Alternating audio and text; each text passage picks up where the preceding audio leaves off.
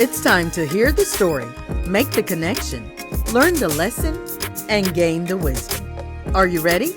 Let's get charged and be changed. The Sister Speak Brother Break Show. Conversations on grace, healing, and deliverance. This is Marcy Bush. Come on, let's journey together. That's my belief. I say, and I'll believe that and stand on that until God shows me different. Yeah. But what I would tell anybody, I say, but you know, I won't do or perform your wedding. I said, but know this, I don't have a heaven or a hell to put you in. Right. I said, I'm not trying to play God. I said, I'm just doing what I understand. So, again, like I said, Marcy, life teaches you some things. You know, marriage, family has just has always been one of the strong points of the ministry God has given me. Right. Love people. I can get along with all people, all ages, all colors. Economics, that I love people. I have no problem getting along with people. Right. And so, you know, never felt like I was better than anybody else because of, you know, things that I didn't do. Like I said, never been into drugs and alcohol, and never felt like I was better than anybody else who did. I had my reasons why I didn't. But to your question, with all that being said, and so then when Satan came into my home and wrecked my marriage, and I saw when he started working on it, and so Marcy, we're talking about a 18 and 19 year process of just shattering my marriage, you know, of talking with the person and just asking them, do you not see, you know, what the devil is trying to do? Right. You know, people who have always looked up to us, who always looked at, you know, up to our marriage. So for all of these years now, I'm living a mask. Right. You know, because people are seeing one thing on the outside, and it is hellaciously different on the inside. And so I'm covering up, you know, a lot of things, because I still believed in marriage. You know, but just ask, you know, what are you doing? You know, why are you doing this? You know, but again, Satan don't care who he uses. He doesn't. He don't care where he comes from. And so again, being attacked on every side with that, to the point where, you know, you can live, and this is why I know a lot of people struggle, because Marcy, there's so many marriages that are just simply a show. You know, people live together with no love at all. You know, the marriage is not really there. You living in separate rooms. You know, some people. Now, I've never had a woman on the side. You know, that's never been me. Even when I was single, I wasn't a player. You know, and that was just something, again, that was instilled in me from a young age. You know, I've never been somebody to play with a woman's emotions. And so, and there's people out there who's listening to this today that'll tell you, you know, I was talked about in school, you know, because, you know, he nice and he's easygoing, but he ain't gonna do nothing. And that meant a lot of things. So, you know, it was what it was. And certainly now being in the ministry, so, you know, the devil was doing enough coming in from one area.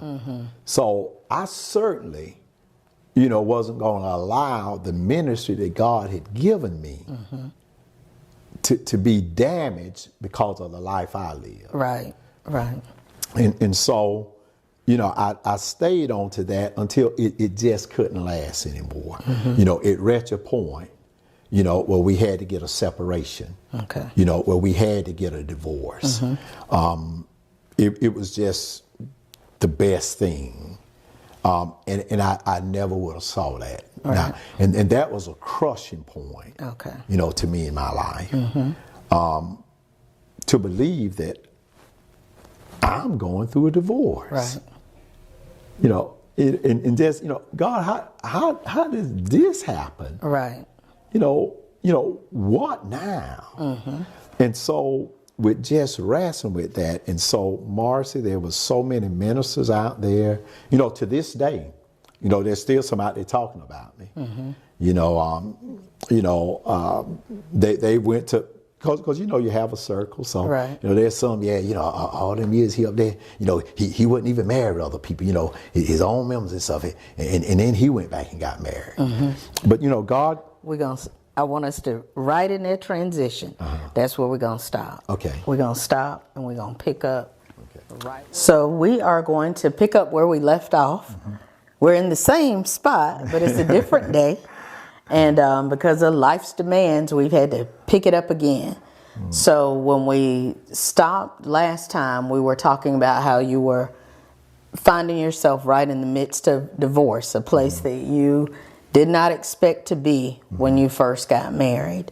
And so kind of walk us through that transition. Okay. And so, like I said, so we're at the point of getting ready to go through a divorce after 20 some odd years. I want to say about 22, 23. Okay. Can't remember exactly. Like I said, in a place I never thought I'd find myself, because the ministry which God has given us is built on family. It's built on family. So, but all that took place. And so now I'm at the church where I've been for 20 some odd years. And not struggling with the fact of divorce from my perspective, just dealing with the repercussions of it becoming public. Gotcha.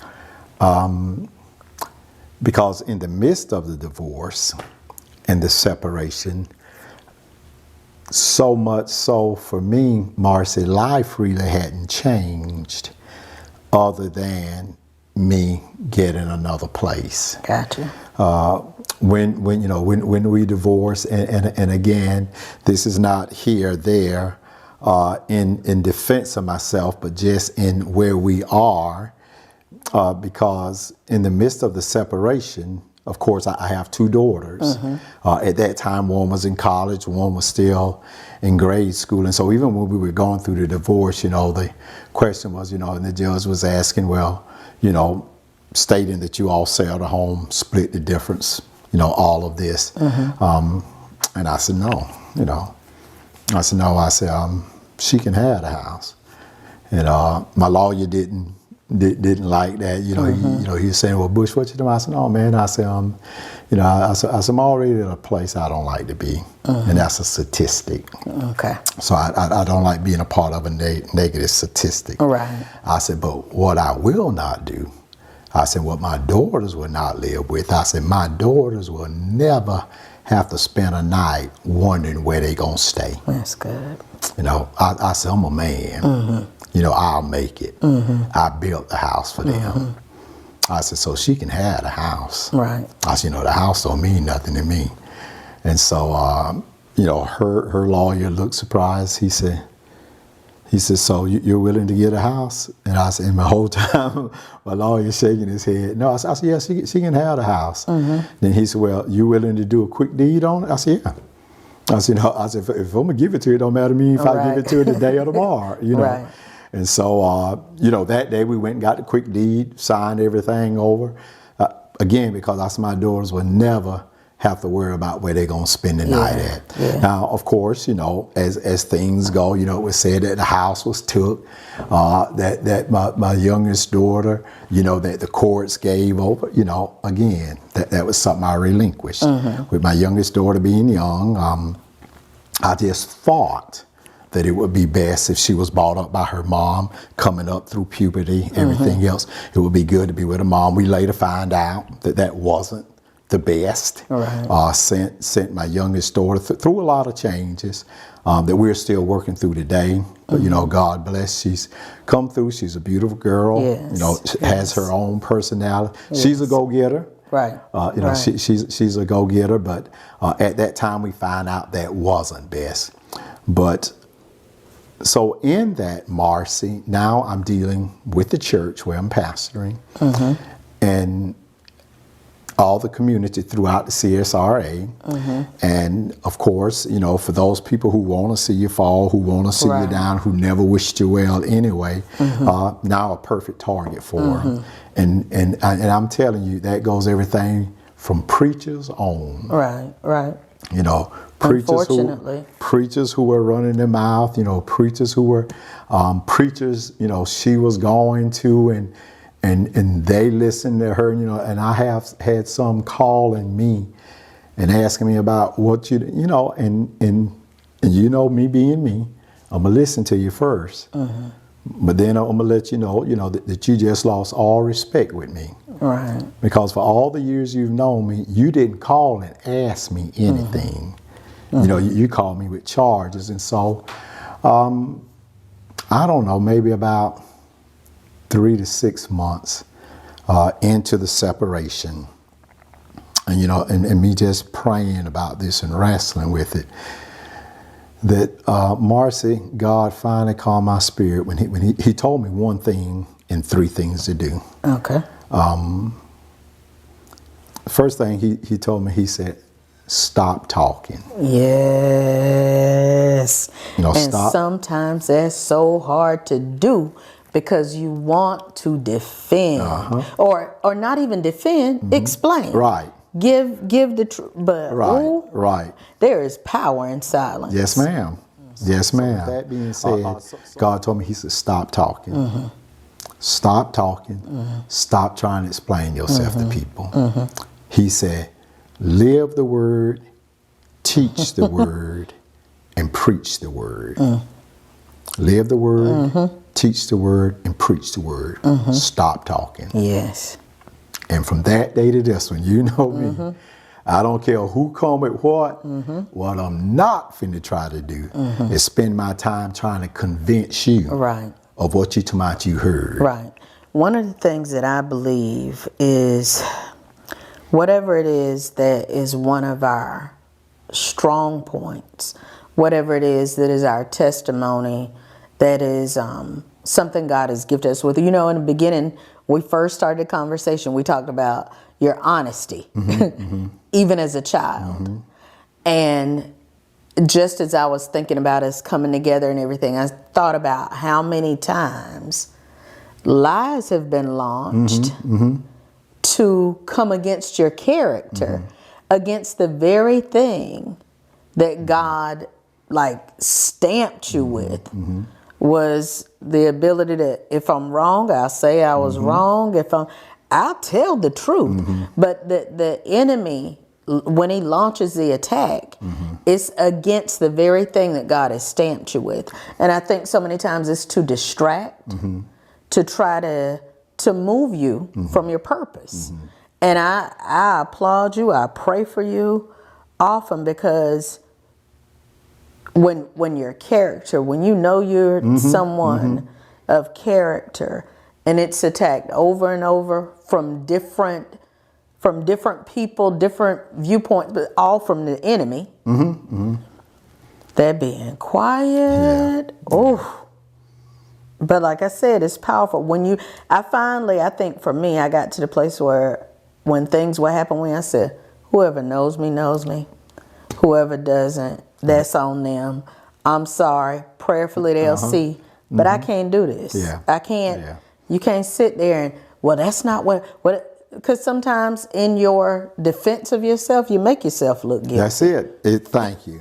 Thank you. Thank you. I know recently, you know, I've had to tell somebody who, you know, they were telling me about what all they heard. They, you know, well, you know, you heard this, and I said, it's not true. And they said, and they looked at me, and I said, what are you waiting on? You know, are you waiting on me to try to convince you of something that's not true? Right. I don't have something to make up for you. Right. So like you said, you know, you believe what you want to believe. You take what you want to take, and you know, if you cool with that, I'm cool with that. But as I always told my daughters, you know, and it was important to me, you know, as long as they knew the truth. Because, you know, they were very upset. And one of the things that upset me is that there were some church members at that time, you know, went and asked, you know, my daughters a couple of times about something. And of course, my daughters didn't say anything, but they came back to me. And so, you know, they're older now. And they said, Dad, one more time. They said, one more time, somebody come and ask me something. And so I did. You know, I got up from the pulpit and I said to people, I said, now, you know, any of you that want to know whatever about my life, come and talk to me. I said, if you want to talk to her, talk to her. I said, but leave my children alone. I said, because I'm going to tell you this. I said, I've always brought my children up to be respectful. I said, but now if one of you ask them something and they go off on you, don't come to me. Because I know you didn't push them. So leave my children alone. And so, you know, that was the stipulation. Was that, and the girls, you know, they were always concerned about me. Well, Daddy, you know, what you gonna do? And people out there talking. And I would always tell them, I said, baby, you can't never stop people from talking. I said, people are gonna talk about you regardless. I said, but you can't never stop people from talking. And as the words I said, the only thing you can let is if they lying on you, let the lie be proved to be a lie. Just don't let what they're talking about or gossiping about be true. I said, but you never gonna stop people from. I said, and when the dust settle, you know, and I would take them to the scripture. I said, remember when the dust settled with Jesus? You know, all the accusations that was made, everything that was said about him. I said, but on the cross, I said, even when he died, the Roman soldier said that this was the Son of God. I said, so when the dust settles, I said, and the truth comes out, I said, then everybody out there who've talked, gossiped, lied, and spread, I said, they gonna have to deal with it. And I still have my daughters to understand to this day. I always say they're gonna have to deal with it. You know, not they're gonna have to deal with me. Not that I'm gonna. They're gonna have to live with the lies and gossip that they spread. And of course, Marcia, to this day, even when the truth came out, and the people who were talking. Know that, and there are people that to this day, I know we're talking. Some of them don't have a clue that I know. You know, others know that I know. But that's the blessed thing when you remain true to your character and who God made you. I remember there was a time when they kept asking me to proof stuff for them, you know, edit stuff for them, because they were in grad school. And you know, we worked together, and it looked like every break they got, they wanted me to, and then heard they were talking about me, lies, lies, and I was like, okay, well, I hope she don't come this way no more with it. And God said, oh, no, you be who I made you. Let me deal with that. So here I am, and sometimes you feel like a dummy now, but it's still the right thing to do. So again, to this day, she has no clue that I know. She was running her mouth. And I thank God for that. And it's because, again, we have to answer to God. We have to answer to God. So even when you talked about him and how the Lord told you to hush and then gave you those 3 things, it's amazing how when the Lord speaks, it's like this mark. It's this thing that you can't unhear. You can't unhear. That's it. And when you're tempted to say something, and it's almost like when in the Bible when it talks about writing it on the tablets of your heart. Because it's there. There is no erasing. If we go against it, we know what we're doing.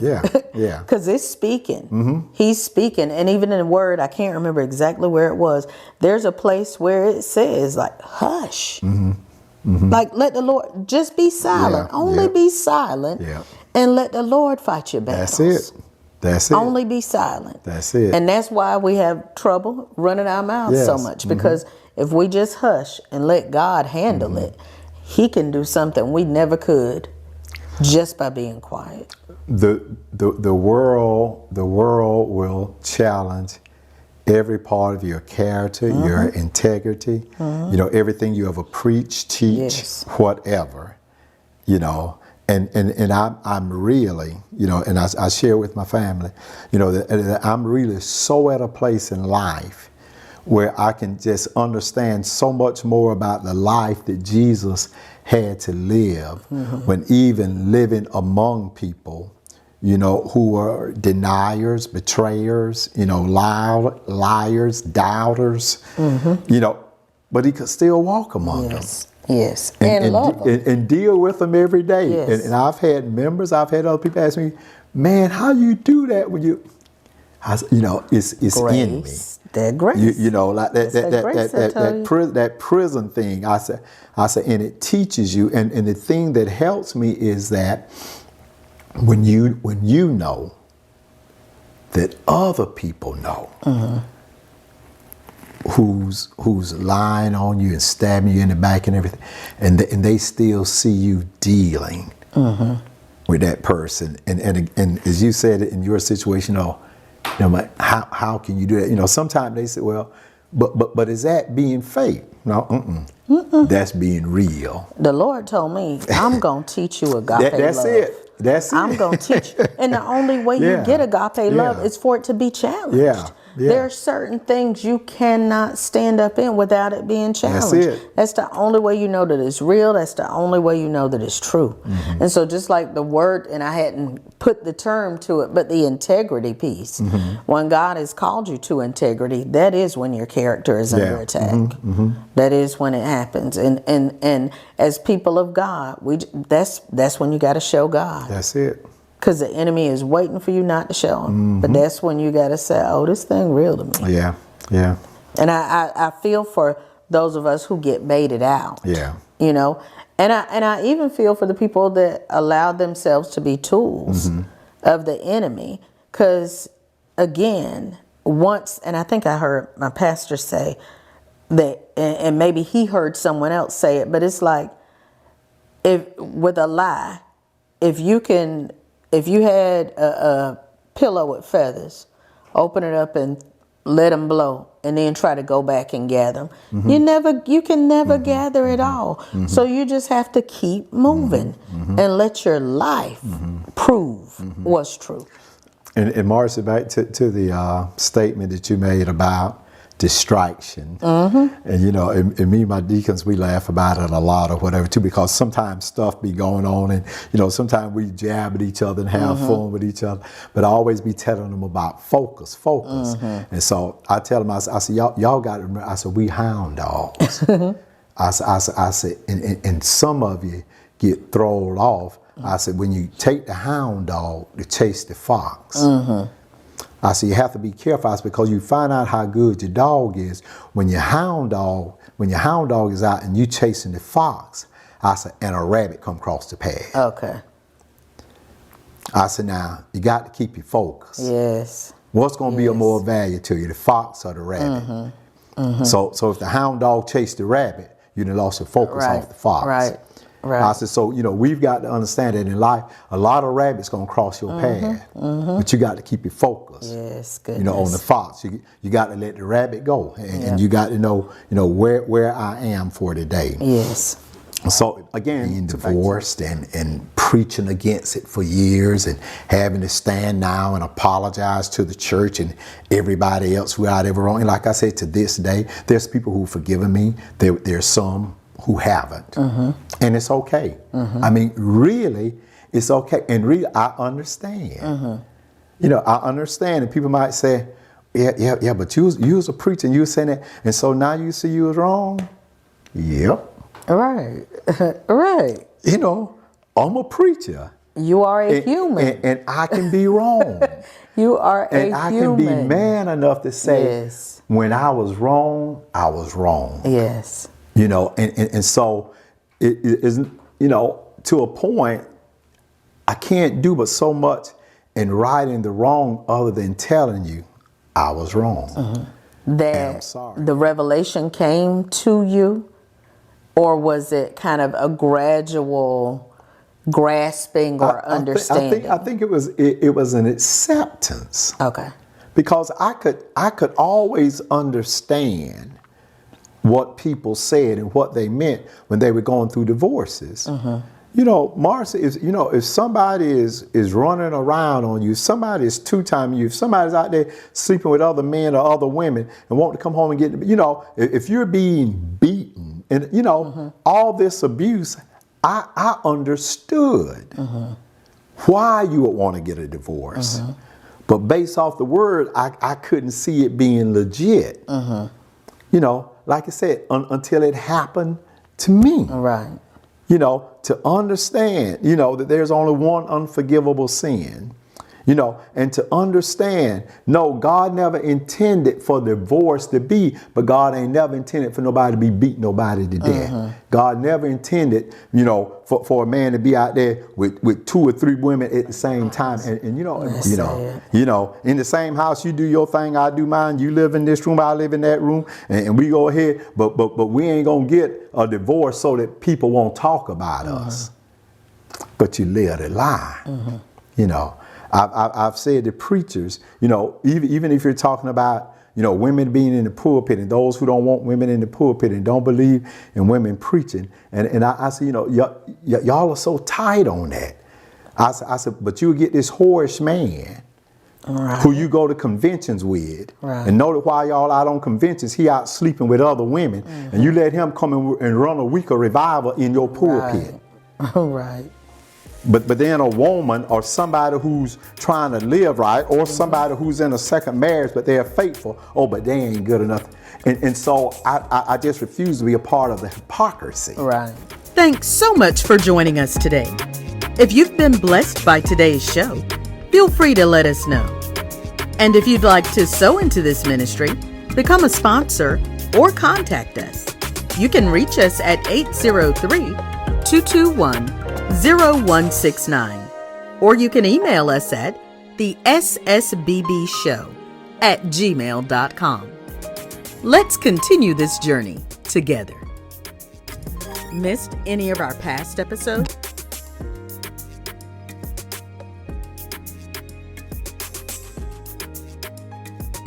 Catch up on past shows on my YouTube channel at Marcy Bush, MarceyBush. And be sure to subscribe so you won't miss any future episodes.